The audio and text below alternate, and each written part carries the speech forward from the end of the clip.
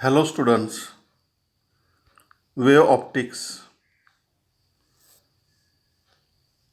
आजच्या पिरियडचं आर्टिकल आहे polarisation by reflection. Polarisation of light by reflection, that is Brewster's law.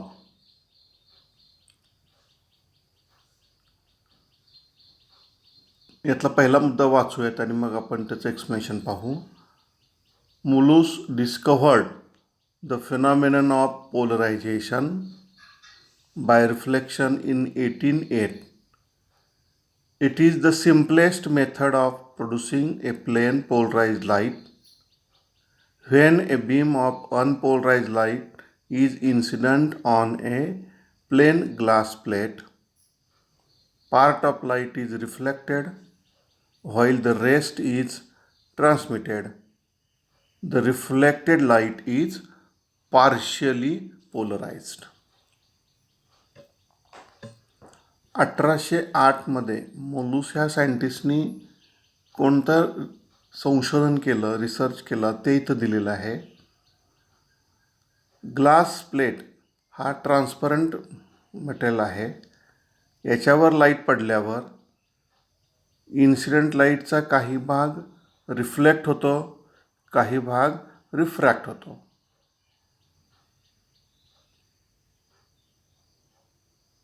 Reflected light आणि refracted light याचा पोलरायझेशनच्या भाषेत अभ्यास केल्यानंतर त्यांच्या असं लक्षात आलं, रिफ्लेक्टेड लाईट हा पार्शियली पोलराइज्ड लाईट आहे.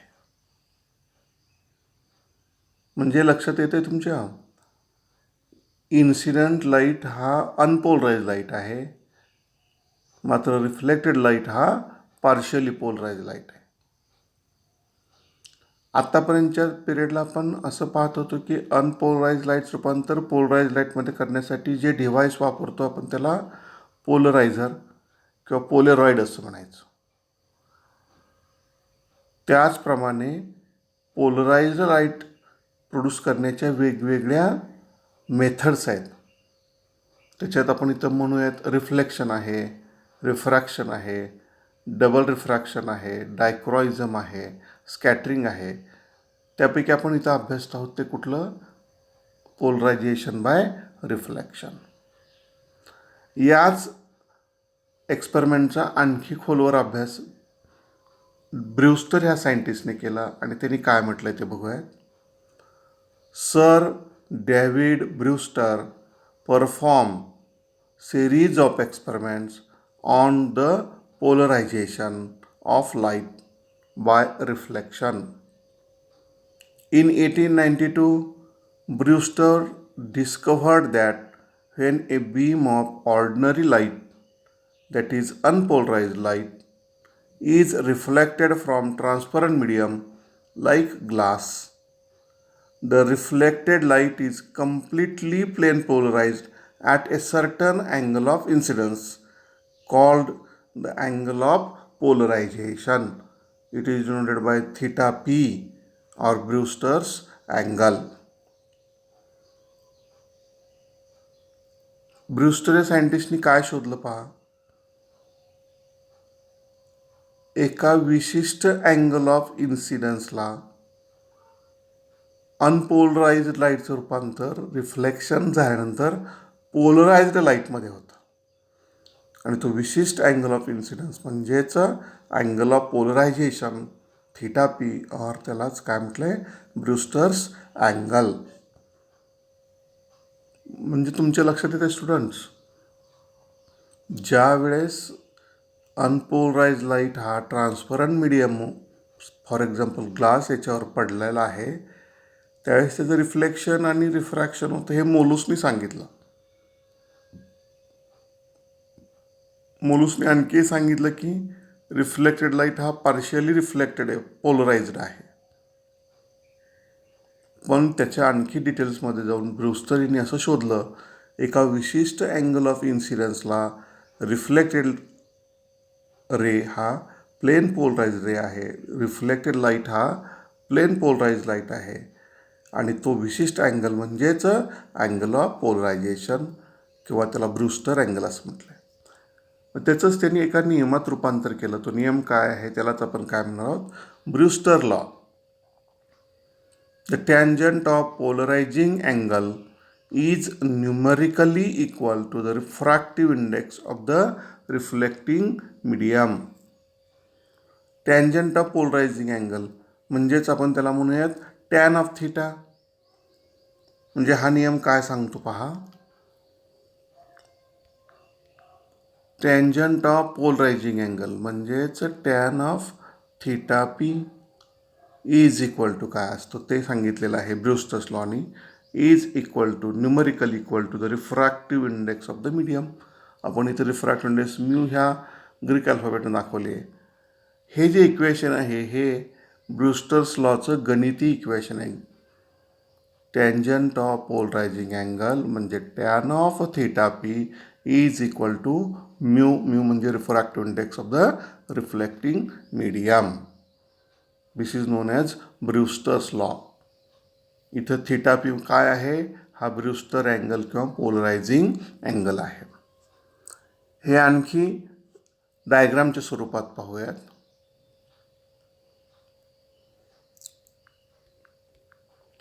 फिगर पहा.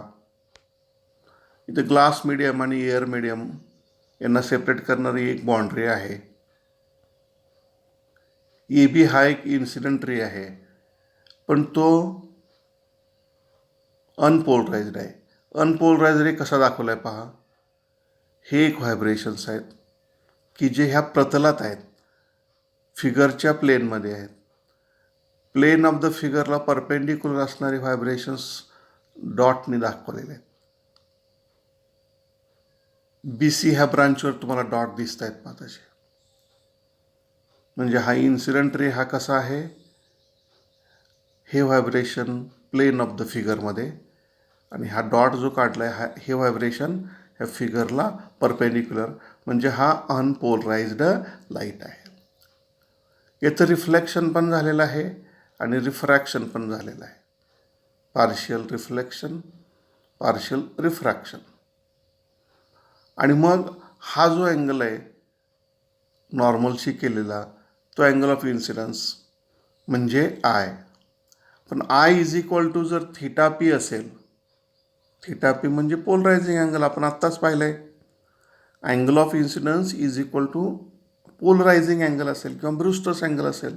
If I is equal to theta P ही कंडिशन सॅटिस्फाय होत असेल तर रिफ्लेक्टेड लाईट हा प्लेन पोलराइज लाईट असतो.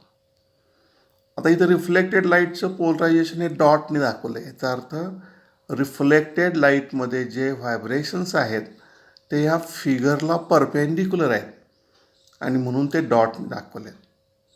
तर रिफ्रॅक्टेड रेमध्ये मात्र दोन्ही प्रकारचे व्हायब्रेशन्स आहेत. हा मात्र रिफ्रॅक्टेड रे पार्शियली पोलराइज्ड आहे.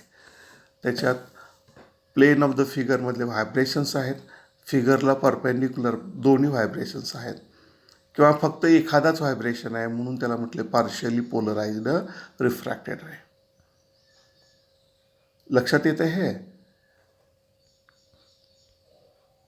फिगरमध्ये हा जो पार्ट आहे हा पार्शियली पोलराइज्ड आहे, हा पार्ट आहे तो प्लेन पोलराइज्ड आहे आणि हा मात्र अनपोलराइज्ड आहे. आता आपल्याला जी जॉमेट्री माहिती आहे फिगरची, angle of incidence is equal to angle of reflection असतो. मग अँगल ऑफ इन्सिडन्स जर थिटा पी असेल तर अँगल ऑफ रिफ्लेक्शनसुद्धा किती असला पाहिजे, थिटा पी. दाखवलं आहे तसं. हा जो अँगल आहे तो आहे अँगल ऑफ रिफ्रॅक्शन. मग रिफ्लेक्टेड रे आणि रिफ्रॅक्टेड रे याच्यामध्ये किती अँगल असतो याचा पण अभ्यास केला गेला वेगवेगळ्या प्रयोगातून. असं लक्षात आलं हा अँगल 90 अंशाचा आहे, 90 डिग्रीचा आहे. याचा अर्थ रिफ्लेक्टेड रे आणि रिफ्रॅक्टेड रे हे एकमेकाला म्युच्युअली परपेंडिक्युलर असतात. म्हणजे ब्रूस्टर्स अँगलच्या वेळेस आणखी एक रिलेशन आलं पहा. When i is equal to theta P that time reflected ray and refracted ray are mutually perpendicular to each other. At Brewster's angle, reflected ray and refracted ray are perpendicular to each other. लक्षात येते हे सगळं. मग फिगरच्या जॉमेट्रीवरून आपण काही गोष्टी आता सोडवू शकतो. पहा कोणत्या ते बघा.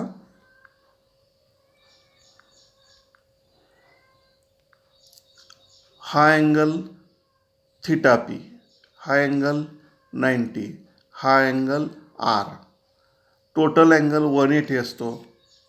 म्हणजे आपण इथे लिहू शकतो R plus theta P is equal to 90 degree. फिगरच्या जॉमेट्रीवरून हे लक्षात येते का पहा. थिटा पी म्हणजे हा अँगल, आर म्हणजे हा अँगल आणि त्या रिफ्लेक्टेड रे आणि रिफ्रॅक्टेड रेमधला अँगल 90 डिग्री. फिगरच्या जॉमेट्रीवरून आपल्याला मिळालं R is equal to theta P. म्हणून R plus theta P is equal to 90 degree. म्हणून theta P is equal to 90 minus R किंवा आर बरोबर 90 मायनस थिटा पी. आणि मग sine of I upon sine of R is equal to mu. हे relation आपल्याला माहिती आहे refractive इंडेक्सचं. म्हणजे mu is equal to sign of I म्हणजेच थिटा पी भागिले साइन ऑफ आर. पण R is equal to 90 minus theta P. आणि sine of 90 minus theta P म्हणजे किती असतो cos of theta P. Sine upon cos म्हणजे tan. म्हणजे उत्तर आलं mu is equal to tan of theta P. आणि यालाच आपण आत्ताच पाहिलं, यालाच काय म्हटलं आपण ब्रूस्टर्स लॉस म्हटलं. Refractive index of a reflecting medium is equal to tangent of polarising angle. याच्यातल्या आणखी काही बाबी आपल्याला लक्षात घ्यायच्या आहेत. कोणत्या ते बघूयात. फॉर ग्लास पोलरायझिंग अँगल और Brewster angle is 57 degree.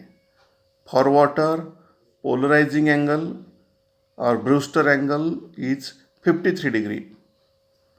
If the angle of incidence I is equal to theta p, reflected light is a plane polarized light. In this case, reflected and refracted rays are perpendicular to each other. If I is greater than theta p or I is less than theta p means I other than theta p, both reflected and refracted light will be partially polarized. म्हणजे काय म्हटलंय students, जर angle of incidence हा theta P सोडून वेगळा असेल, म्हणजे तो थिटा पी पेक्षा कमी असेल किंवा थिटा पी पेक्षा जास्त असेल, त्यावेळेस रिफ्रॅक्टेड लाईट हा पार्शियली पोलराइज्ड आहे. At angle of incidence that is angle of polarization, the reflected ray and refracted ray of light are at right angles to each other. It means they are perpendicular to each other. हे झालं polarisation by reflection, किंवा त्यालाच आपण काय म्हटलेलं आहे Brewster's law. तसंच polarisation bye scattering पण असतं. स्कॅटरिंग फिनॉमिना म्हणजे काय आहे, ज्यावेळेस प्रकाश किरण एअर मॉलिक्यूल किंवा डस्ट पार्टिकलवरती पडलेला असतो त्यावेळेस तो त्याची दिशा बदलतो, त्याला स्कॅटरिंग असं म्हणतात. स्कॅटरिंगचं आपण थोडक्यात इतसा पसरणे असं म्हणूयात. आणि मग डस्ट पार्टिकलवर किंवा मॉलिक्यूलवर लाईट रे पडला तो त्याची दिशा बदलतो, त्यालाच स्कॅटरिंग असं म्हटलं आहे. स्कॅटरिंगच्या सहाय्यानं सुद्धा आपल्याला पोलरायझेशन घडवून आणता येतं.